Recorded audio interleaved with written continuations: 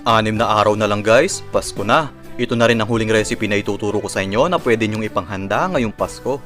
Siyempre, mura ulit ang recipe na to dahil 140 pesos lang ang nagastos ko sa mga ingredients dito. At 3 piraso na ang nagawa ko, may kasama na din sauce ito. Don't worry dahil step by step kong ituturo yan mamaya sa inyo. Siguro, sawang-sawa na kayo sa mga chicken recipe ko, no? Actually, ako rin. Lilipad na nga ako dito eh.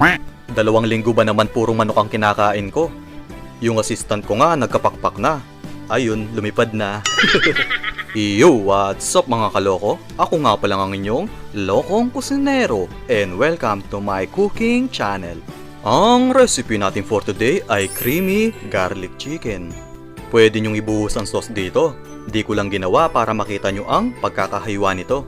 Siya nga pala guys, pwede nyong gamitin mga pictures na to para sa negosyo nyo. Search nyo lang ang Facebook page ko na Lokong Kusinero at i-download ang mga pictures na to.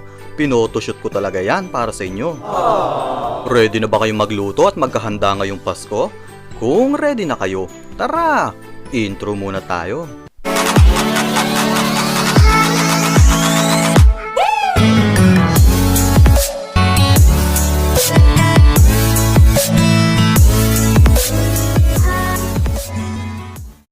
Kung bago ka sa channel ko, please click the subscribe button and the notification bell icon para ma-update kayo sa susunod nating mga video. Sarap tames. Oh yes. Gagamit tayo ng 3 pirasong chicken breast. Cream of mushroom, pero kalahati lang ang gagamitin natin dito. 1 pirasong sibuyas. 1 tablespoon of butter. 3 cloves garlic. 1 kutsaritang paprika, 1 kutsaritang asin,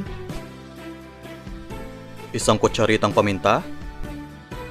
Gagamit din tayo ng malunggay, 3 kutsarang mantika, at kalahating pirasong chicken cubes. Ang complete list at presyo ng ingredients ay nasa dulo ng video. So ngayon guys, budburan natin ng asin ang ating manok. Isunod na din natin ang paminta at paprika. Optional lang to. Nakakatakam kasi kapag mapula-pula ang manok natin. Spread lang natin itong mabuti. Tapos baliktarin natin to para malagyan naman ang kabilang side.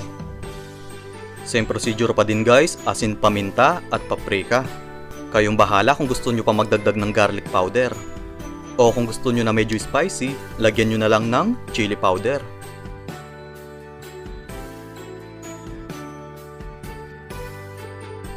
So, okay na to. Heto nang nagawa natin. Next, hiwain natin sa maliliit ang malunggay. Pwede din kayong gumamit ng parsley kung meron kayo. Ako kasi yung madaling hanapin na ingredients ang ginagamit ko.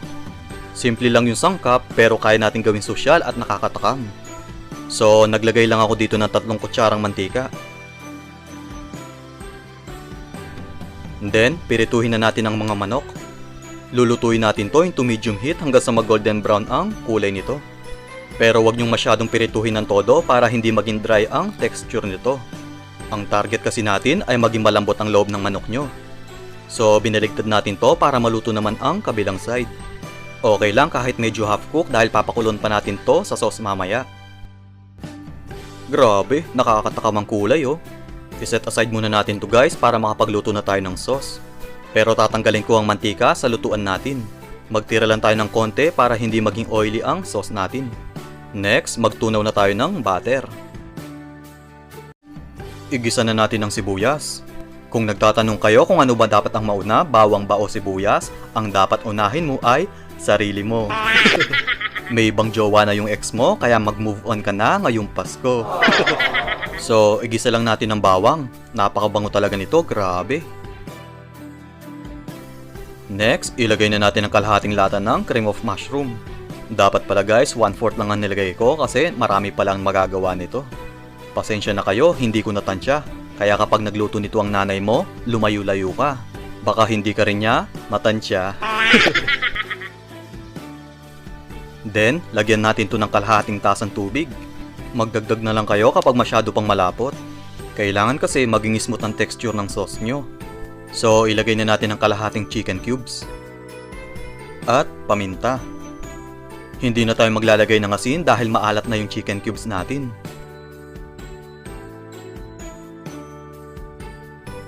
Ilagay na din natin ang malunggay. Nakakatakam ang kulay nito guys dahil ang ganda ng blending ng color green sa sauce natin.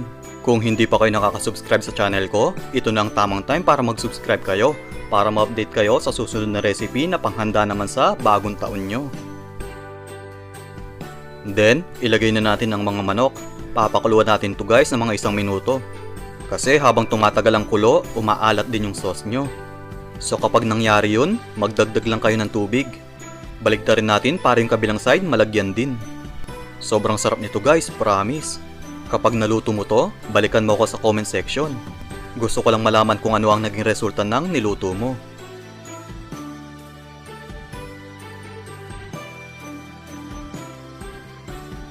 So, okay na to.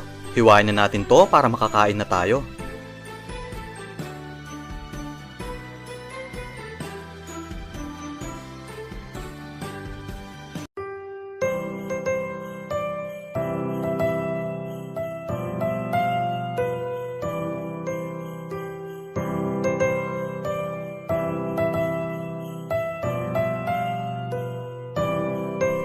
Heto na ang ating creamy garlic chicken. Try nyo na din ang recipe na to ngayong Pasko. Madali lang lutuin at yung mga ingredients madali lang din hanapin.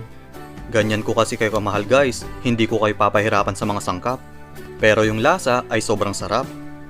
Sa mga nagtatanong pala kung gaano na ako katagal nagluluto, actually nung nakarang taon lang ako nag-start magluto.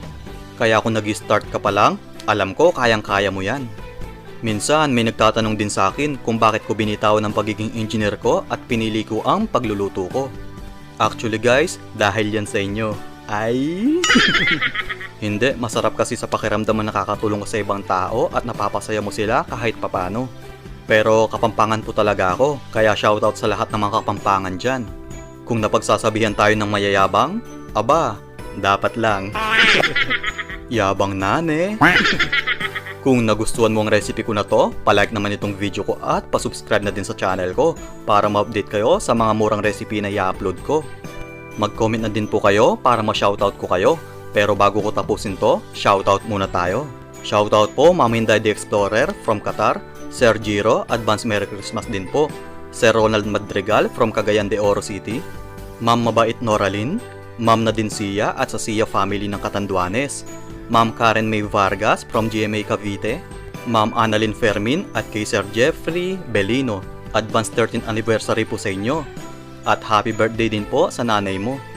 Maraming salamat po sa inyong panonood. Ingat po kayong lahat and God bless. Mga kaloko, heto ng complete list at presyo ng ingredients ng ating creamy garlic chicken. Bye-bye. Bye-bye.